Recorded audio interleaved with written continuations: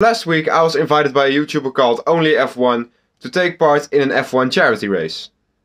Now the charity he had picked for this race was the UK Cancer Research Foundation, which I think is a pretty good idea. So all the money made from this video from ads will go to charity, and there's even a link down there in the description below if you want to donate yourself. Go check it out. Now there was one catch, however. First of all, the game was F1 2021, and if you guys have been following the channel, you know I kind of have a love-hate relationship with that game.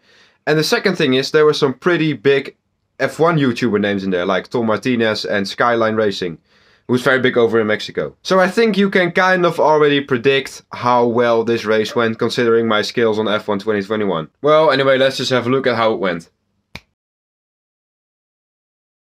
In this video we will be doing a 50% race around Singapore with, with some casual rules like damage turned off, regular corner cutting, ghosting enabled.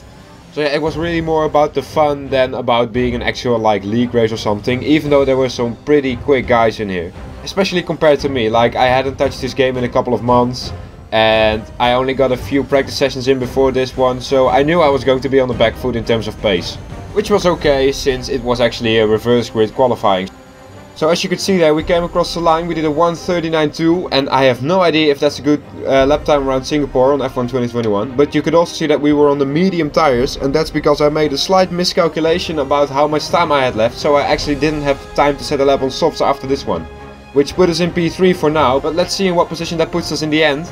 Okay, so it actually put us in P5, so now we had to all leave the session and then rejoin later, and it would automatically put us in the reverse grid, so that means P3 for us on the grid. Let's dive into the race.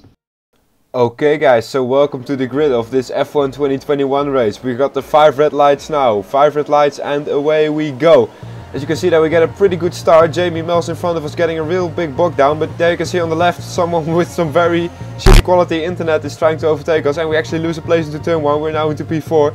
We still have a McLaren up our inside, maybe we can keep it around the outside. Oh, it's actually a Mercedes, it's the Mercedes of Slime King, and we actually lose a position there, but as you can see, the Skyline gets completely out of shape and we are able to send it up the inside of both of those cars. So we're now back up into P3 and you can see that we have an absolutely massive train behind us.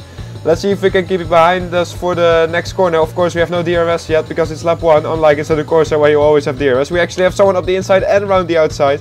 The AlphaTauri of Chaddy 7.6 tries to go around the outside, but we actually keep the position for now. So that's some pretty nice defending there. Now going on to lap 2, turn 1, you can see that only F1 gets taken out by the Haas of Jamie Mills there in front of us. So that's another place for us, and then going to the end of lap 2, we're now actually right behind Jamie. Let's see if we can maybe put him under pressure and let him make a mistake, and yes we can. He makes a little mistake there, but he squeezes us to the outside there, actually making a little bit of contact to his side pod. Luckily we didn't get the side pod glitch there. Then hitting the apex, then doing an absolutely lovely switchback move. We can actually send it up the inside. Well, we're already past even before the final corner, and well, that's P1. That was actually quite nice, but I don't know if you've been able to notice, but oh, he's trying to go around the outside again. Let's see if we can break. He tries to hold it around the outside. We actually have DRS now. Of course, he's on the soft tire, so he has a lot more grip than us. He's able maybe to hold it around the outside. Maybe he can get superior traction. Yes, he can. So we're now back into P2. But here we can see maybe try another switchback. We actually get a little top there from Chaddy 7.6. Some very close racing here, maybe a little bit too close for comfort, but we now have DRS and Jamie does not. We can absolutely send it up the inside for the flat out right hander. Maybe block it for the next left hander, and that is P1. So okay, but here we have another attack by Jamie. He tries to go around the outside there again. He's actually right up our gearbox, and we absolutely park the bus into the next corner so that we can maybe bunch up the field, let them have a little bit of a battle, so that we can pull away. But as you can see right now on screen, we've actually got some rain incoming. So like I said in the beginning, it was supposed to be a casual race. But you guys know it. If you have played this game, Singapore in the wet is an absolute nightmare. And that's also the case in real life. But as you can see there, we're actually able to pull away slightly from Jamie there. So our Dutch DNA is coming alive now in these wet conditions. And we actually are in P1 now. We completely pulled away from Jamie, who completely got out of shape. But now we actually have Chaddy 7.6 coming around the outside. The Brit done us around the outside. He's actually a lot quicker in this race than I am. Well, that's of course understandable. I haven't played this game in absolute ages. But here I was kind of able to keep up with him, but we get a little bit too hungry on the power. And there you can see that Tom Martinez tries to overtake us, and we can see Skyline getting completely out of shape there again. He actually had some really bad issues. But here you can see we're going side by side now into the old Singapore sling. we can actually keep the position for now. And well, now you can see it's pretty wet. It's time to get it to come into the pits for our intermediate tires. So I was actually one of the first guys to come in for the intermediate tire, and that turned out to be a very good choice because everyone stayed out for 1 or 2 more laps. And well, we get a 2.6 second pit stop there, pretty good. And as you can see here, we're now in P2 and P1 is still on the dry tire, but we actually lose the back end there. We get a random snap of oversteer in 4th gear, which is something I'm really not used to. So we actually lose a couple of positions there. We're now in P5. And then there you can see that Jeff suggests that we go back onto the dry tire. And well, I think he's pretty drunk because it's still pretty wet, but Tom thinks he's right. So he dives into the pits for a set of slicks.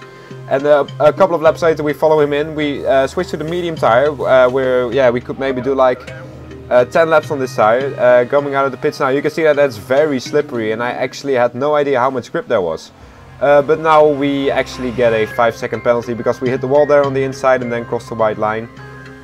So yeah, that's the first penalty of the race. As you can see that Chaddy is actually right behind us, so we don't really have that much time to figure out how much grip we actually have. So we had to get up the pace really quickly again. Now coming on to lap 13, you can see that we get an invisible wall glitch and that sends us into the wall over there. Yeah, so if I actually look back on the replay and I didn't touch the wall at all, it was just a little bit of invisible wall sticking out and that sent us all the way to the right. Now, cutting all the way to lap 22, Chaddy actually got past us and we actually were able to catch right back up to him again. But remember, we still have the 5-second penalty, so we're getting all out of shape there. As you can see, I'm actually quite on the pace again on this game, but I'm struggling with traction. As we can have a little bit of contact with the guy behind there. It's actually only the guy who actually organized this race, so massive kudos to him, really nice guy as well. He completely does it around the outside there with DRS. We actually also had DRS, but because of our absolutely shocking exit, he was still able to get us. So yeah, now you can see that only is going for a move, but we are actually going in for another set of tires. We actually wanted to go into the soft tire, but then the safety car actually gets deployed, which is actually scripted because the field was so spread out. We were like, yeah, someone just park up and then we will get a safety car. So now we have a safety car, we come into the pits and the 2 guys ahead of me clearly had the same idea. So yeah, here we go into the pits now and... So yeah, that's one of the most bullshit penalties that I actually ever got. If we go have a look at the slow-mo replay, we actually did not even exceed 60 kph. So I don't know what the game was thinking there, but we actually got completely screwed over now. But as I say that, we get screwed over. We now have this really interesting glitch where we can actually serve our penalty under the safety car. So yeah, I don't know what Michael Massey was thinking there, but yeah man, I'll take it. I think he is maybe biased towards Dutch people, so then while the safety car was out I decided to do another pit stop and serve my other 5-second penalty. So yeah, some absolutely interesting scenes here. Maybe the Dutch government paid off Michael Massey. But yeah, coming out of the pits now, all we have to do now is catch up to the safety car queue, which we are of course going to do with no problems whatsoever. We are now behind the left car of Skyline and he actually gets out of the way there because he gets another problem, and then the message said catch safety car queue. So that means that I had to actually overtake everyone. I wanted to get past only here as well, but then for some reason the message switched to stay behind only F1. So yeah, like I said, I think the Dutch government may have paid off Michael Massey to favor Dutch people. But yeah, no, that's probably not true, but the next lap now. We're getting ready to get racing again. You can see both warming up our tires, but you can also see that Only has some pretty shitty internet. Yeah, we get a penalty for that. It was probably lag that caused that collision. Chaddy behind me also hit me, so yeah, I believe he actually lost a position to that again, and I think he also got a penalty for causing a severe collision. But anyway, as it stands right now, we're actually in effective P1 because Only has 10 seconds worth of penalties and we only have 5. So that means that's P1 for us. And behind us there's Chaddy, he also has 5-second penalty. So if he will overtake us on track, that means that he will also overtake us in theory. But behind that is Slime King. So as you can see there, that Only gets out of shape. We can maybe mount to move up the inside here. We're side by side, but we don't really have the pace. And I think he is able to keep it around the outside. Yes, he can. But what I was saying, Chaddy, everyone in the top 3 had penalties. Oh, and we touched the wall there again, and Chaddy maybe can do a move around the outside. We've had so many battles with him during this entire race. But he tries to do the switchback, we cover off the inside into the old Singapore Sing. He will try to go around the outside, which is absolutely a deathly move. But yeah, we can keep the position for now. But third time, what I was trying to say is that Slime King is actually the only one without penalties, so he is currently in effective P1.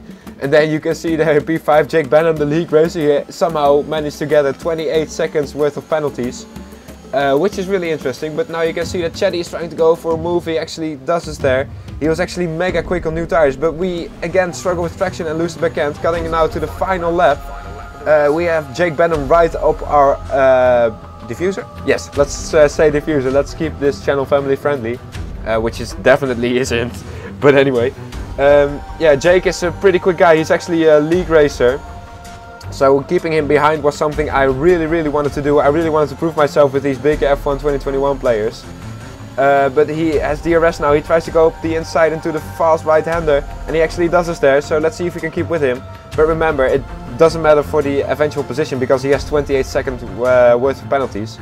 But with all this hassling and battling, also with the front two guys, it actually means that Slime King is still in effective P1 as we hit the wall yet again. I'm very lucky that damage is turned off.